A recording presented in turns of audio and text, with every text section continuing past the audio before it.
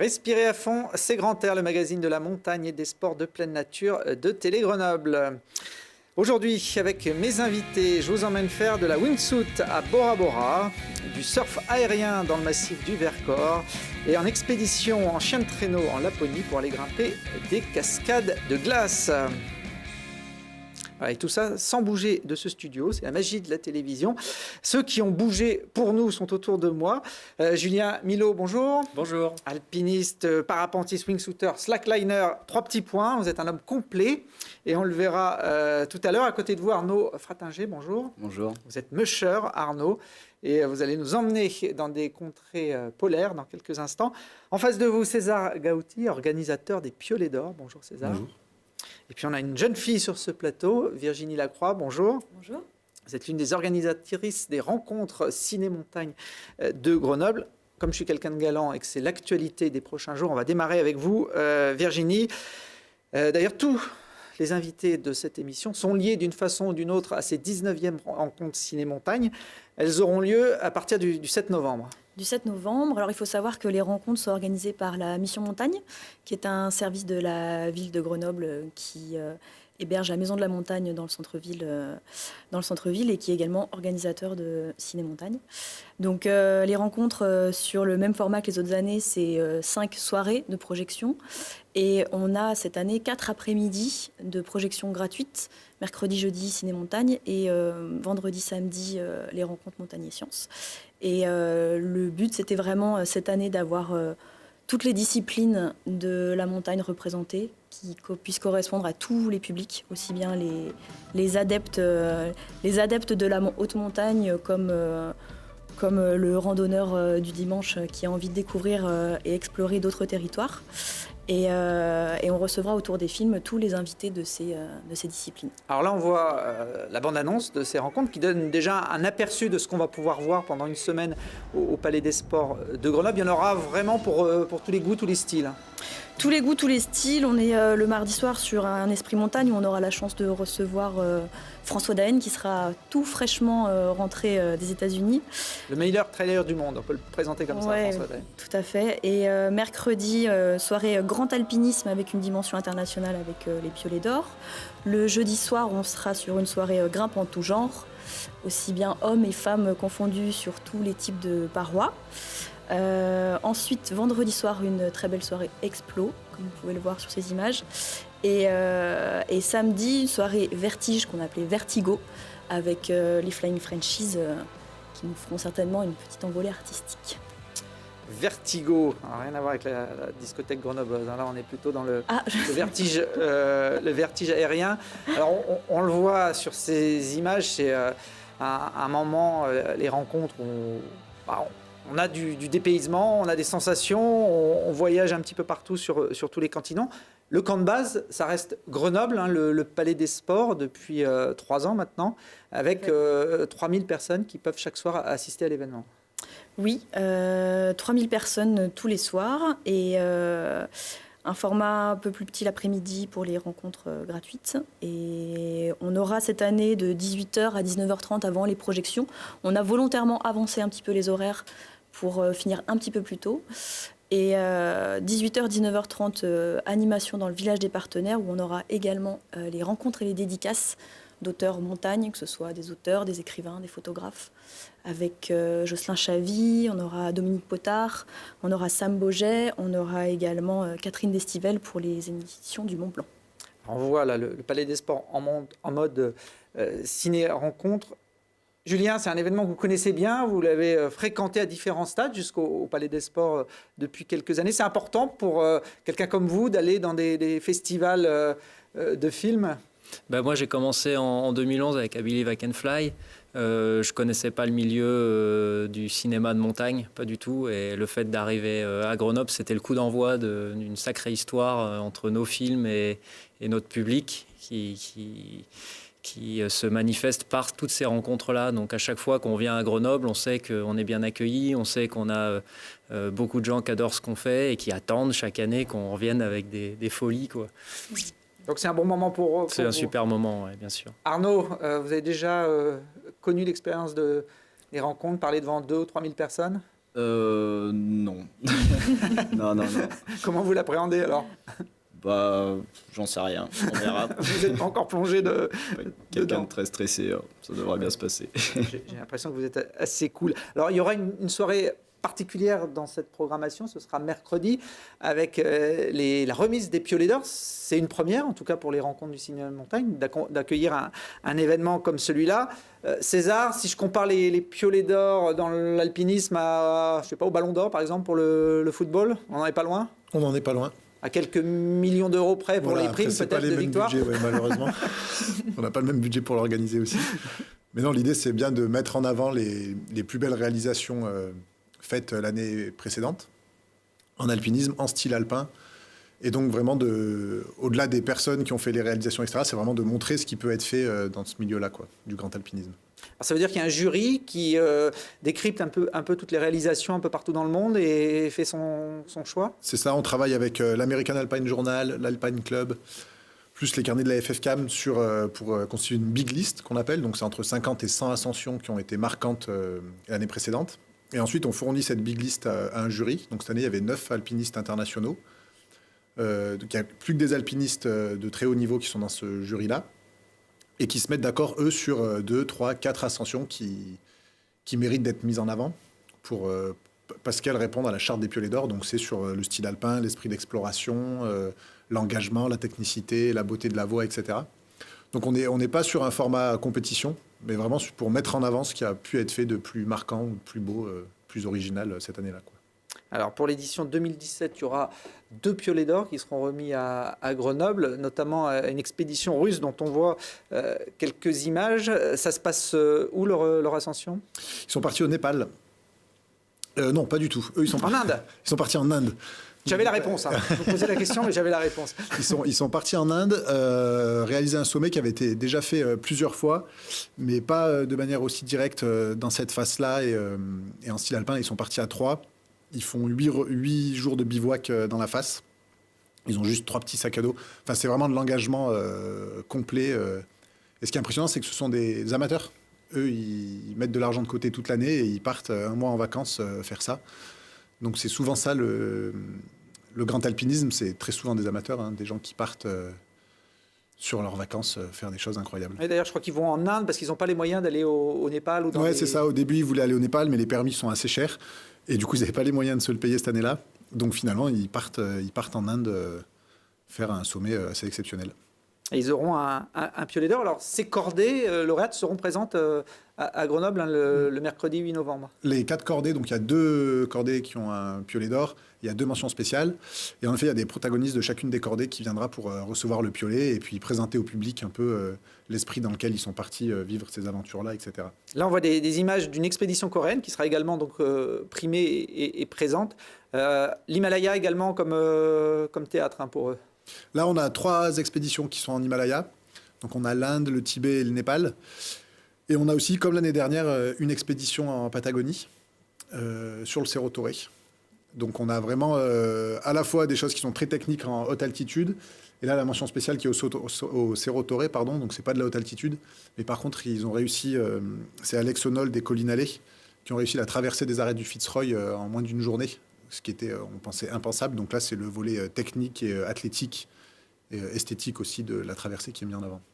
Collinale qui sera présent normalement à Grenoble le mercredi. Alex Honnold, pour l'instant, n'est pas annoncé, mais on ne sait jamais. Les montagnards sont souvent imprévisibles. A priori. Ouais. Pour le coup, il sera au Népal, je crois. En expédition, donc ça va être délicat de décaler les dates, je crois. C'est sûr que même en revenant avec un express, ça va être compliqué. Il y a un alpiniste marquant des rencontres et des Piolets d'Or qui a disparu il y a quelques mois. Hein, c'est Uli Steck, qu'on a eu le plaisir d'accueillir également sur ce plateau de Grand Air il y a quelques années. Il a reçu 2 Piolets d'Or, Uli Steck. Si je vous en parle, c'est que ces Piolets d'Or ont été un petit peu contestés dans le milieu. Il y avait eu une polémique, notamment au printemps, quelques jours avant sa mort. Certains doutaient de ses performances. Comment vous faites pour être sûr? Souvent, ce sont des exploits qui se font sur des sommets où personne n'est allé, dans des voies qu'on peut difficilement suivre. Comment vous faites pour vérifier que les réalisations ont bien été faites comme elles sont présentées? C'est vraiment toute la difficulté et le fait que ça ait pu être un peu contesté justement au mois d'avril. Au mois d'avril, on a organisé un forum sur la question des preuves en alpinisme, puisque ça arrive régulièrement que les gens disent « mais comment est-ce que vous faites pour déjà récompenser des ascensions, dire que celle-là est mieux qu'une autre, etc. » Et en plus de ça, c'est arrivé par le passé, il y a eu des très grandes controverses historiques sur certains sommets, notamment au Cerro Torre, dont on parle cette année. Et du coup, il y a plusieurs acteurs, historiens et autres, qui ont remis en cause certaines ascensions d'Ulichtek, pour lesquelles, notamment, l'une d'entre elles, il avait eu un piolet pour son ascension dans la face sud de l'Annapurna. Et donc, la question, c'était pas forcément de faire un procès pour Ulichtek, c'était de dire comment est-ce qu'à l'avenir, une distinction comme les piolets d'or peut s'assurer quand c'est des alpinistes professionnels, en plus de ça, donc qui gagnent leur vie, qui ont des sponsors, et il y a quand même plusieurs moyens pour prouver maintenant qu'on a fait un sommet des altimètres ou autres, de dire comment est-ce qu'à l'avenir, on arrive à mieux travailler. Donc, on sait la fin tragique d'Ulichtek. Donc, on n'a pas encore pris de position depuis, tout est arrivé un peu au même moment.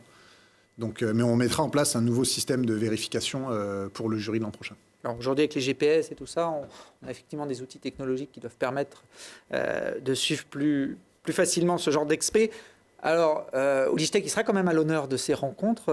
Virginie, c'est un des grands noms de la montagne. On le présentait comme l'un des meilleurs, voire le meilleur alpiniste, jusqu'à ce qu'il se tue au printemps dernier, pas très loin de l'Everest. Ça se passera le jeudi, l'hommage à Ulichtek. Ça sera jeudi soir, dès l'ouverture de la soirée. Et on est encore en train de voir quels témoins nous aurons ce soir-là. Peut-être le photographe Jonathan Griffiths qui sera présent pour parler de Ulichtek. Voilà, là, hommage. On le voit dans la face nord de Liger, c'était sa montagne, il habitait pas très loin. 2h22, je crois que c'est le record, son record d'ascension de cette face. Quelle que soit la véracité ou pas de ses exploits en Himalaya, ce qu'il a réalisé dans les Alpes, c'était déjà de très haut niveau, César. Ah oui, c'est un alpiniste incroyable. Nous, on a juste quelques questions qui sont ressorties sur certains sommets à certains moments de sa carrière. Nous, on ne remet pas du tout en question tout ce qu'il a pu faire dans les Alpes et ailleurs de très très haut niveau. Ce sera Catherine Destivelle, la maîtresse de cérémonie pour ces piolets d'or ? Qui est coprésidente du groupe de haute montagne, donc qui est l'association qui organise les piolets d'or. Et du coup, c'est elle qui remettra les piolets avec Manu Pellissier, un alpiniste plus ou moins du coin, d'Albertville, qui a eu un piolet d'or l'année dernière et qui viendra donc remettre en tant qu'ancien lauréat des piolets aux nouvelles générations. On remet son piolet en jeu chaque année ou on le garde Déjà, ils en ont un pour toute la cordée. Ouais. Ils s'arrangent pour le faire tourner entre eux. Mais mais en tout cas, c'est une forme de reconnaissance de l'institution, un peu du GHM. Julien, un des membres de votre équipe, les Flying Franchise, a son piolet d'or sur sa télévision depuis un an. Antoine Moineville, oui, il a eu un piolet d'or pour une réalisation au réseau Patron en Patagonie l'an dernier, ouais. Oui, ça doit être dans sa caravane, ouais, parce que sa télé, je ne sais pas s'il en a eu. C'est un peu itinérante, Antoine. Oui, comme le disait César, il fait partie des gens qui économisent pour se payer des belles expés, qui partent avec le compte en banque à zéro et quand ils reviennent, il est à moins 3000. Et puis, c'est pas grave, on avance comme ça et c'est comme ça que les belles choses se font la plupart du temps. C'est juste avec la passion. Donc, Antoine, il fait partie de ces gens-là qui adorent partir à l'aventure. Alors, il fait partie aussi de votre collectif, les Flying Franchise. C'est un collectif pas facile à définir. Ce qui est sûr, c'est qu'il est unique en son genre. C'est un groupe d'amis. Alors ça, c'est pas du tout unique. Non, le fait que là, ça va. Moi, je peux en faire partie aussi. Voilà. Le fait que les gens sachent faire du base jump, de l'escalade, etc., tout combiné, c'est un petit peu plus atypique, on va dire. L'idée de faire des beaux films autour d'une histoire, là en l'occurrence cette année, c'est une tyrolienne géante sur laquelle on va poser un surf des mers. L'idée de surfer dessus.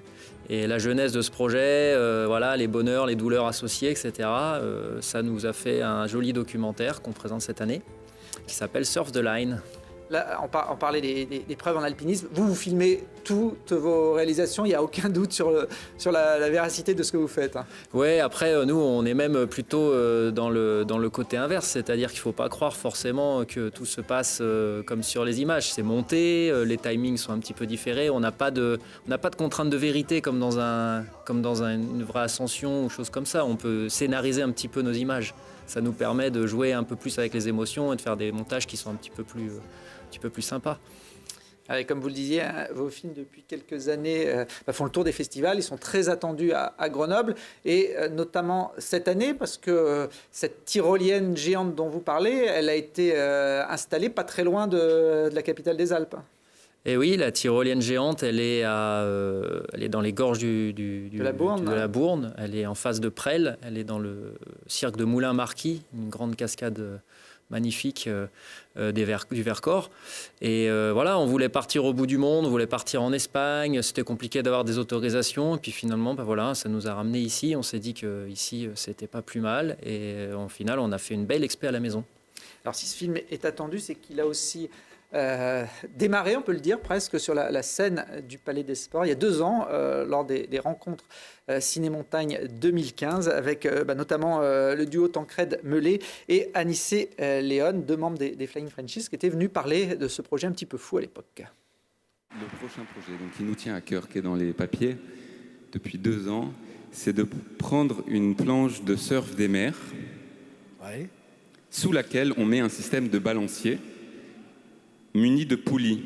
Après, il faut imaginer une tyrolienne géante entre 2 falaises qui sont espacées de 500 mètres, avec une pente de tyrolienne à 16%, c'est important pour la vitesse, et 450 mètres de vide. On met ce système-là sur la corde tyrolienne. Quelqu'un est allongé, muni d'un parachute, quelqu'un est assis, muni d'un parachute, il fait le contrepoids, un système de largage, le tout prend de la vitesse, et à un moment, on va essayer de passer à cette position-là et de surfer sur la corde en l'air. Ça me paraît pas mal. Et sauter en parachute sur la fin. Ouais. Bon, vous nous amenez ça l'année prochaine. Bon, ça n'avait pas l'air de faire rire le clown d'à côté à Nissé, ce projet de Tancred. Pour ceux qui suivent l'actualité de la montagne et des Flying Frenchies, Tancred s'est tué quelques mois après cette intervention sur le Palais des Sports, au Palais des Sports. Le projet a continué de vivre sans lui, j'ai presque envie de dire, pour lui rendre hommage. Ouais, le projet était un projet de groupe, un projet mené beaucoup avec Anissé et Tancred en moteur, faut bien le dire. Donc Anissé a repris ce projet et on s'est serré les coudes et on a mis en œuvre ce projet. Et c'est vrai que du coup, c'est un bel hommage aussi qu'on lui rend, de pouvoir continuer le projet, de pouvoir continuer cet esprit. Voilà, c'est différent sans lui, évidemment. Et la vie continue, malheureusement. Si on aime toujours ce qu'on fait, on continue de le faire, quoi qu'il arrive, malgré l'adversité. Donc ça, c'est quelque chose qui nous a resserrés en termes de groupe et on continue de faire de belles choses ensemble. Là où Tancred s'est trompé, il parlait de 500 mètres entre les 2 falaises. Le site que vous avez trouvé dans le Vercors est un petit peu plus éloigné que ça. Hein. Ouais, là, c'est plutôt le fournisseur de la corde qui a un peu tiqué quand on a dit il faut 2 fois plus long de corde. Mais ouais, on partait sur 500 mètres. On s'est aperçu finalement que le spot était plus gros et que c'était très bien pour le timing. Ça nous permettait d'avoir plus de hauteur. Donc, pour un alpinisme, la hauteur, ça fait peur. Mais pour un base jumper, la hauteur, c'est la sécurité. Donc, plus on est haut, mieux c'est. Donc du coup, voilà, un bel endroit, 500 mètres de haut, une tyrolienne de 900 mètres de long. Voilà, on ne voit pas le bout de la tyrolienne quand on est dessus. C'est assez impressionnant. Comment on fait techniquement pour installer une tyrolienne sur 900 mètres de long, entre deux parois, plusieurs centaines de mètres d'altitude? On vous voit là avec un drone. Il sert à quoi ce drone? Le drone, il fait office d'hélicoptère. C'est-à-dire qu'on a 2 solutions. Soit on passe par la terre et on tire les ficelles par le sol et on les démêle des arbres et on essaye de faire ça. Ça prendrait 1 semaine environ si on avait à faire ça à la main. Et là, avec les drones, on a des mini-hélicoptères. Donc on ne peut pas tirer la corde directe, on tire un fil à pêche. Qui est assez léger pour que le drone puisse le tracter. Et puis à partir de là, on fait passer différents diamètres de fil à pêche pour avoir assez de résistance, pour faire passer des petites cordelettes. Et une fois qu'on a passé une cordelette d'escalade, on est tranquille, on peut faire passer la vraie corde qui va, elle, tenir le poids d'une personne. Donc là, on est sur des cordes qui sont des prototypes qui tiennent 6 ou 7 tonnes, qui sont vraiment dédiées au projet. Et voilà, on travaille avec des fournisseurs qui sont passionnés par leur métier et pour qui ce genre de projet leur permet d'avoir un laboratoire à ciel ouvert. Donc voilà, c'est de l'échange de bons procédés et c'est de la débrouille. Et il y a aussi voilà, tout un savoir-faire de rigging, d'installation. Quand on atteint des tensions de 2 tonnes dans des câbles, il faut savoir ce qu'on fait, quoi. Il fallait la tester, cette tyrolienne. Vous avez tiré au sort et je crois que c'est vous, Julien, qui avez eu l'honneur, alors je ne sais pas si c'est un honneur d'être le premier à vous lancer sur cette installation. Ouais, alors l'honneur de passer avec le surf, il était forcément réservé à Anissé et à Gauthier Bourgard aussi de l'équipe Pyrénaline, je pense que vous le connaissez. Qui est déjà venu aussi voilà. Ici nous présenter ses sauts de corde. Voilà, qui lui avait aussi beaucoup travaillé avec Anissé sur le concept du surf. Et du coup, on a essayé la ligne juste comme une tyrolienne normale, avec un parachute quand même, pour sauter au milieu. Et ouais, j'ai gagné le tirage au sort, le Shifumi. Et il s'avère que ouais, c'est pas très, c'est un symbole d'être le premier, mais voilà. On a un peu d'appréhension quand même de se dire est-ce que ça va tenir. On sait que ça tient, mais on se dit tiens. Quand on sort de la forêt, on a 15 ou 20 secondes où il ne faut pas qu'on lâche parce qu'il y a la falaise, il y a des talus, il y a des choses comme ça. Donc en gros, on a 15 à 20 secondes à tenir sur les mains. Normalement, il n'y a pas de doute, on y arrive. Mais bon, quand même, on se dit, est-ce que je vais tenir 20 secondes? Alors le but de cette tyrolienne, vous l'aviez dit, c'est de faire du surf aérien. Ça a marché, hein, ces images, elles ont fait le tour des réseaux sociaux depuis plus d'1 an. On va s'en reprendre une petite séquence. Là, c'est vous d'ailleurs sur un des premiers essais de rôle de sensation, j'imagine.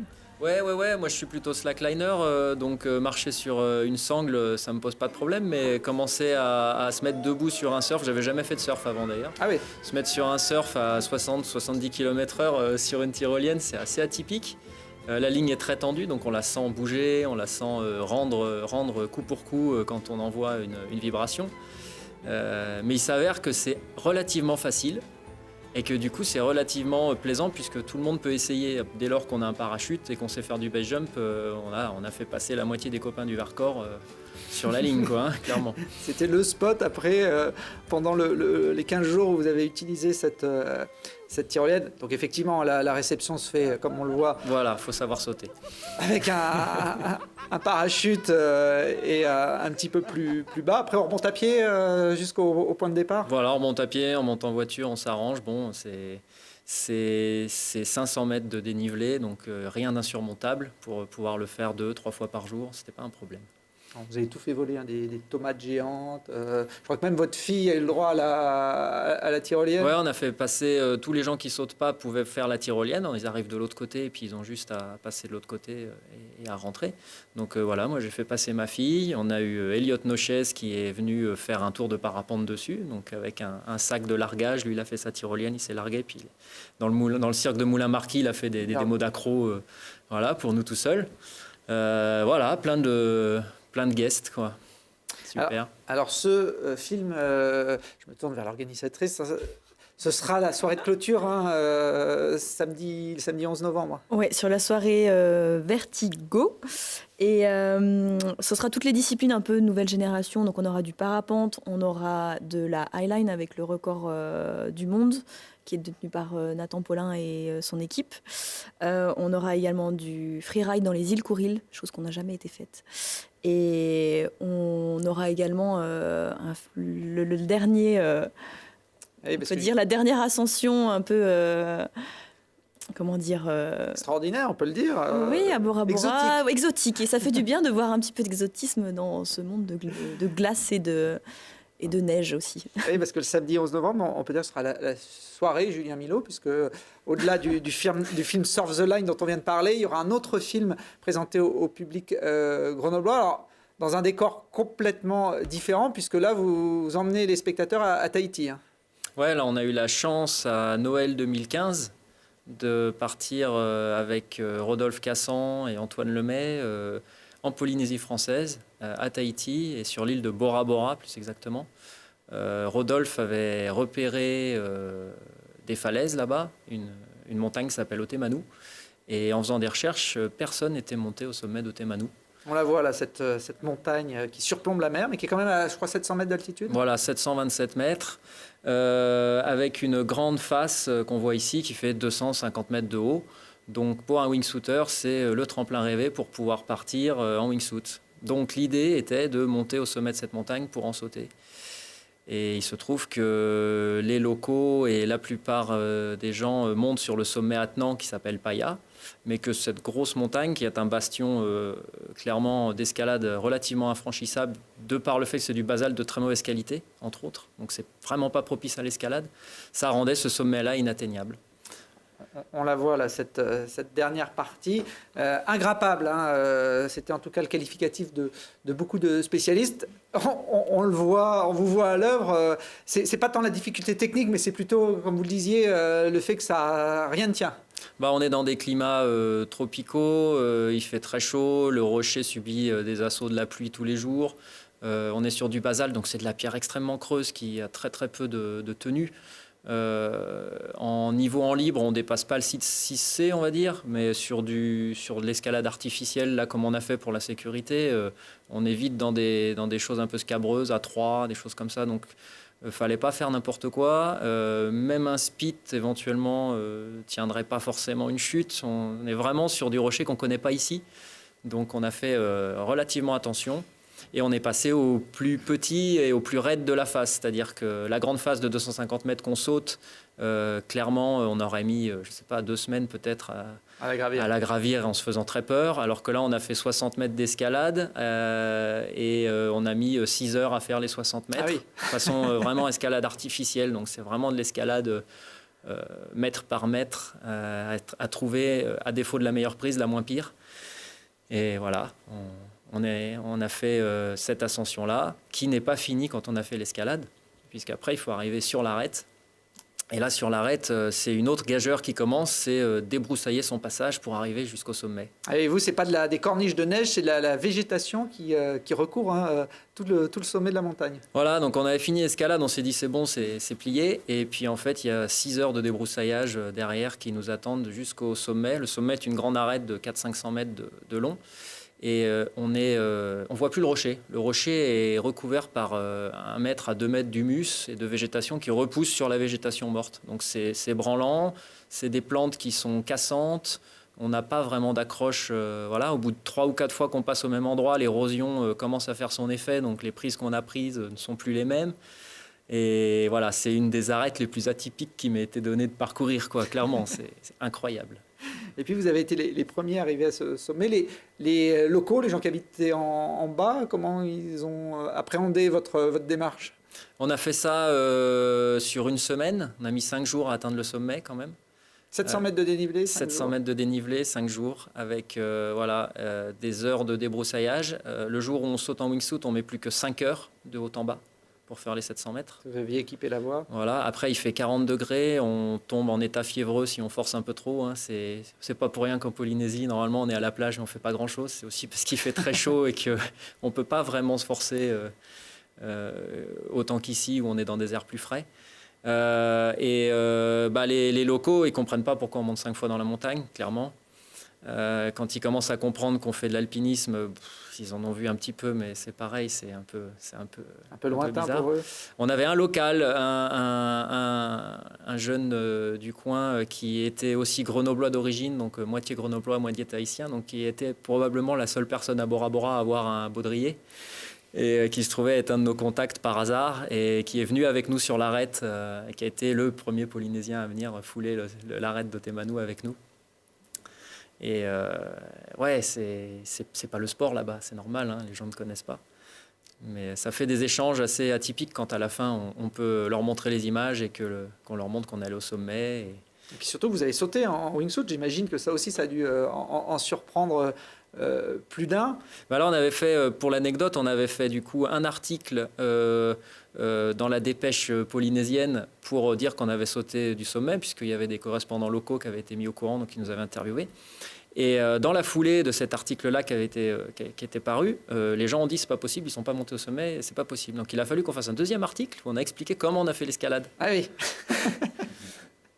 Bon, puis il y avait les images aussi pour prouver que vous étiez bien parti du Oui. sommet. Alors c'est assez magique, hein, on décolle d'une montagne pratiquement inaccessible et vous arrivez au bord de la mer. Ouais, même pour un sauteur, on saute dans une espèce de pelouse d'herbe exotique. C'est pas vraiment les pierres de chez nous pour pousser en wingsuit. On saute Voilà, on arrive sur une falaise, on fait un tour autour d'une montagne où normalement c'est constamment venté. Et là, pour les 2 jours où on a eu le saut, on n'a pas eu de vent. Donc on a aussi une chance relativement incroyable au niveau du temps, puisqu'on est censé être en début de saison des pluies. Et là, on a beau temps, pas de vent, pas d'ouragan, rien du tout. Voilà, on a eu beaucoup de chance, tout s'est bien déroulé.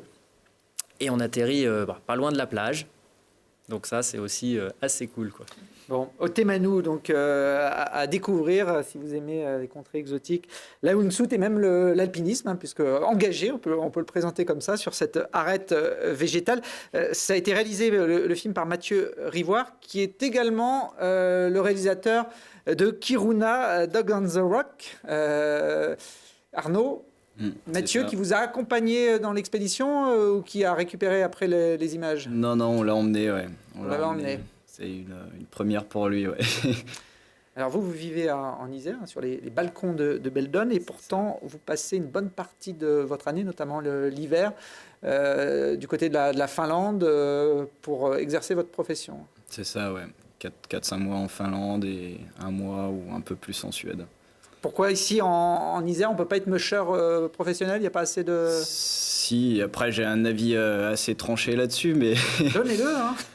je pense que la Laponie, la Laponie, le nord de l'Europe, c'est des territoires qui se prêtent particulièrement à cette activité. Et chez nous, il y a vite du dénivelé, des clôtures, les territoires sont petits. En Finlande, on peut faire 200 km dans un sens et sans rien voir, quoi. Sans rien voir. Oui, sans obstacle. Sans obstacle. Vous emmenez vos chiens là-bas? Comment ça se passe? Non, les chiens restent là-bas pour l'instant. Là, je cherche un terrain pour pouvoir les redescendre en été en France pour passer un maximum de temps avec eux. Mais pour l'instant, ils restent en Finlande, ouais. Alors, l'expédition que vous allez présenter au public grenoblois, elle allie votre activité, chien de traîneau, avec la cascade de glace. Vous êtes allé grimper des gros glaçons, enfin pas vous directement, mais un alpiniste de Chamonix qui s'appelle Jeff Mercier. C'est ça, ouais. C'est des cascades que j'ai repérées il y a quelques années. Moi, je fais pas mal d'alpinisme aussi. Et le but à la base, c'était pas du tout de faire un film, c'était juste d'aller grimper ces cascades qui, a priori, sont vierges. Et puis, elles sont juste au milieu de nulle part, dans un cadre complètement dingue. Donc l'histoire, c'était d'aller faire ça, et puis de fil en aiguille, avec les copains qui ont vu les images, on s'est dit qu'il fallait faire un film pour montrer un peu tout ça, et voilà, une équipe s'est montée, et c'était parti, quoi. Alors pour la petite histoire, vous auriez dû être comme Jeff Mercier à jouer du piolet dans ces cascades de glace, mais ça s'est pas passé comme prévu. Ouais, ils avaient imaginé un scénario qui n'a pas eu lieu. À la base, les choses devaient se passer bien. On devait avoir beau temps et je devais être entier. En pleine forme. Et moi et les autres d'ailleurs, parce que j'ai pas été le seul à me casser un peu. Et en fait, au final, non, je me suis abîmé le pied et puis on a eu du mauvais. Enfin, rien ne s'est passé comme prévu, mais en tout cas, les images sont assez folles et il y a eu. Enfin, c'est une belle histoire et une belle expé, quoi. Alors, vous parliez de ces cascades au milieu de nulle part. Les chiens de traîneau, c'était le seul moyen de pouvoir y accéder assez facilement? Non, c'est pas le seul moyen, parce que ce qui est accessible en traîneau est accessible en motoneige et accessible à pied ou en ski. Après, c'est pas la même logistique, on va dire, à pied. Là, c'est 2 jours et demi de traîneau, donc on va dire une bonne centaine de kilomètres. Donc à pied, ça fait une petite trotte. La motoneige, c'est en dehors de mon éthique c'est en dehors de mon éthique tout court. Et voilà. Et puis le chien, moi, c'est pour ce genre d'endroit, c'est le moyen de transport adéquat, quoi. Vous en aviez combien de chiens sur cette expédition? Là, il y avait 28 chiens. Donc sur plusieurs équipages. Traîneaux, ouais. Ça peut faire combien de kilomètres dans une journée, un attelage de chiens? Alors, c'est très variable, on va dire. Ça dépend de l'entraînement du chien, ça dépend du chien, ça dépend du terrain, ça dépend de la charge du traîneau. Mais là, on était sur quelque chose comme 50 km, 50-60 km par jour, avec du dénivelé, des traîneaux. Enfin, mon traîneau, il faisait 250 kg, quoi. On avait un groupe électrogène pour faire, parce que il faut recharger les batteries. Panneaux solaires, c'est pas ce qui marche le mieux là-bas. Donc voilà, et puis la viande des chiens, hein, c'est 1 kg par jour par chien, 28 chiens fois 11 jours, ça fait 300 kg de... Ah, vous aviez une boucherie ambulante pratiquement C'est pour, ça. pour nourrir les bêtes. Donc ça veut dire que vous bivouaquez en route, hein, dans des conditions, j'imagine, qui ne sont pas des plus confortables. Et ouais, confortable, ça c'est une question de point de vue. Moi je trouve ça plutôt confort. On avait une tente avec un poêle, donc on peut, alors qu'il fait moins 10, moins 15 dehors, on peut être en t-shirt dedans tant que le poêle tourne, quoi. Là, on vous voit danser devant les chiens, c'est pourquoi? Ça c'est la danse de la neige. Non, c'est pour tasser le sol en fait. Parce que du coup, on tasse le sol, on installe la tente après, et pour essayer d'avoir un sol à peu près plat pour dormir à plat. Bon, les chiens, ils n'ont pas tasser besoin la neige. d'avoir de tente. Il fait quelle température là pour une Là, il nuit, faisait pas très froid, il faisait entre moins 10 et moins 15 en moyenne. Bon, ça va, c'est supportable. Entre Bora Bora et vous, il y a une moyenne, mais bon, C'est sûr. chacun ses extrêmes. Chien de traîneau, ça passe partout ou il y a quand même des obstacles infranchissables pour eux? Je pense qu'il n'y a pas grand-chose d'infranchissable, mais ça peut être plus ou moins technique. Ouais. J'ai suivi des skieurs à la fin du mois. Là, j'ai emmené des skieurs sur des sommets. Je suis descendu des pentes à 40, on va dire, en traîneau, quoi. Avec moins de chiens que là, et un traîneau pas chargé, bien sûr. mais ouais, non, il n'y a pas grand-chose qui les arrête. Peut-être les cailloux. Quand il y a Peut-être les plus de cailloux. neige. Là, le traîneau est un peu chargé aussi. Ces chiens-là, vous en avez, vous, ici à Grenoble, des chiens de traîneau? Alors, on va dire par moment oui, par moment non. Pour l'instant, je suis en colocation, donc c'est un peu compliqué. Puis c'est pas des caniches, donc. Il faut que le colocataire il aime bien les animaux, hein, les chiens, Ouais, surtout. c'est ça. Et puis ça demande un peu des infrastructures, etc. Et du coup, donc pas, on va dire à mi-temps, quoi. Donc vous serez sur la scène du Palais des Sports le jeudi 9 novembre, je ne me trompe pas, Exact. Virginie, hein. Bravo. Avec Jeff Mercier, le glaciériste. Ouais, toute et puis l'équipe toute sera là. l'équipe. Ouais. Les chiens, non. Malheureusement, les chiens, non, j'aimerais bien, mais c'est. On les a invités. Hein. Ah oui, j'espère bien. Moi, j'attendais de voir les vrais héros de cette expédition. En tout cas, c'est un beau film. On se plonge dans votre expédition et dans votre aventure. Vous en avez d'autres projets en tête? Des projets, j'en ai à l'appel. Vous avez envie de retourner là-bas, ne serait-ce que pour gravir ces cascades qui vous ont Oui, nargué? cet hiver, ouais, parce qu'il y a une grande cascade là qui doit faire 300 mètres ou un peu plus ou un peu moins, je sais pas exactement, et qu'on n'a pas pu faire parce que Jeff n'avait pas de coéquipier, vu que Guillaume avait une tendinite à la main, pouvait pas tenir de piolet, Julien devait faire les images, du coup on a envoyé Quentin qui n'avait jamais fait de glace, et donc ouais, j'y retourne cet hiver pour au moins aller faire cette grande longueur là, voir ce que ça dit. Et bien voilà, en attendant, on va vous retrouver tous les quatre et bien d'autres du 7 au 11 novembre au Palais des Sports pour les 19e rencontres ciné montagne. Nous, on va terminer cette émission avec notre JT de la montagne.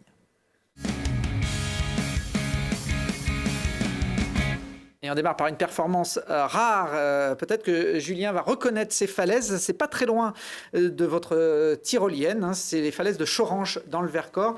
Et la grimpeuse, c'est la Belge Anak Verhoeven qui a réalisé il y a quelques jours une première, une ascension impressionnante de 40 mètres tout en dévers, côté 9A+.